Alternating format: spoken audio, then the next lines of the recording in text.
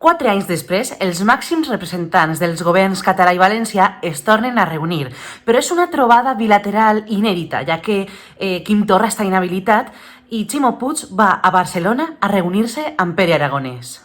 El primer detall que cal destacar és que no es reuneixen al Palau de la Generalitat, com passa en trobades d'aquest tipus, tal com marca el protocol, sinó que es reuneixen al districte administratiu de la Generalitat i passa de la solemnitat d'un palau a la fredor d'un edifici administratiu.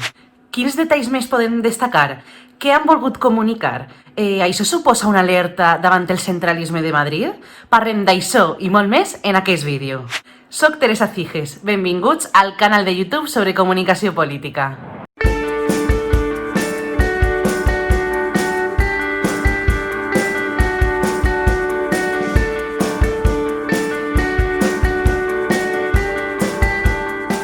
El 2016 va ser un molt bon any pel que fa a les relacions entre Catalunya i el País Valencià.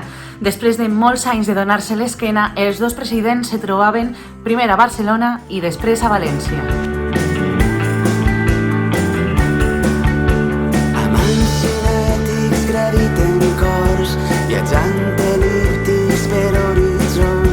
Però amb tota la qüestió de la independència de Catalunya, les relacions es van refredar o fins i tot trencar. Era Catalunya, en certa mesura, la que va fronteritzar-se i la que va deixar de voler connectar amb els valencians. Però és ben cert que es produeix un procés de mirada cap a dins i es trenquen els ponts, o almenys, d'alguna manera, es s'aparca aquesta relació.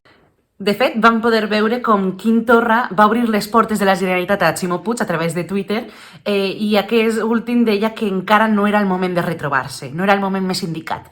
Fins i tot va haver un moment que Ximo Puig va retreure a Torra el no acudir a una reunió, a una conferència sobre el corredor mediterrani. No obstant això, ara la situació ha canviat. Ara el dirigent valencià considera que sí que és el moment de crear sinergies. Si t'interessa tot allò relacionat amb la comunicació política, no dubtes a subscriure't a aquest canal.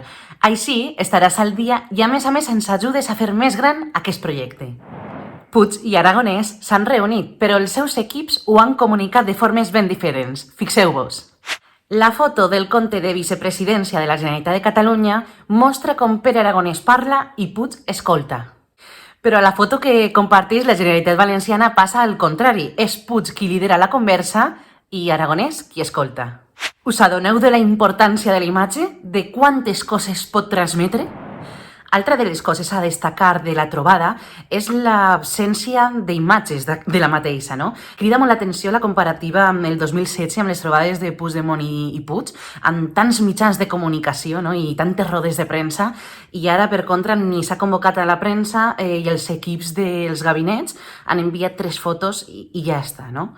I entenc que des de vicepresidència s'ha fet així per deixar clar que Aragonès té clar, vaga la redundància, el paper que li pertoca, que és vicepresident i que ells consideren que Quim Torra hauria de ser president, no? Perquè consideren que és una inhabilitació injusta. Per tant, que mai se li puga dir o acusar d'usurpar un lloc que no és el seu.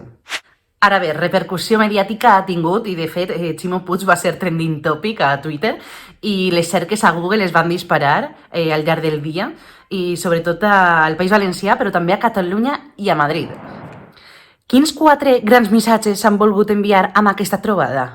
En primer lloc, sense cap dubte, el retrobament i el voler crear sinergies de nou, ja que són una potència cultural i econòmica també. En segon punt, la denúncia contra el centralisme de Madrid, contra el dumping fiscal i la seva postura davant la proposta d'harmonització fiscal.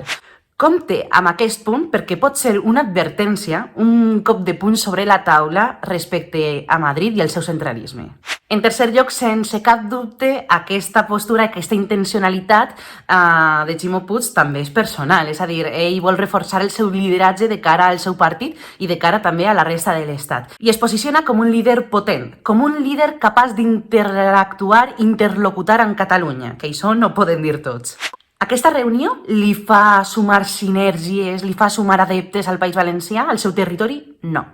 Però sí que és cert que es posiciona a la resta de l'Estat i a més reivindica la seva la via del diàleg i la via de la reivindicació i el respecte a les diferències territorials com la via que ens durà la solució.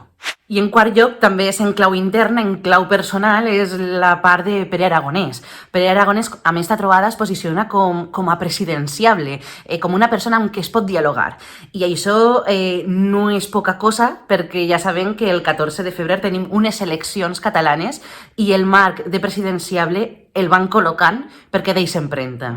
Aquests són els principals missatges que han comunicat aquesta trobada. Serà l'inici de la Commonwealth Mediterrània, com reivindicava Puig? Ho veurem. De moment, aquí acaba el vídeo d'avui. Gràcies per arribar fins ací i ja saps, si t'interessa tot allò relacionat amb la comunicació política i vols ajudar a fer més gran aquest projecte, no dubtes a subscriure't al canal i a compartir aquest vídeo amb els teus amics. Ens veiem al proper vídeo. Adeu!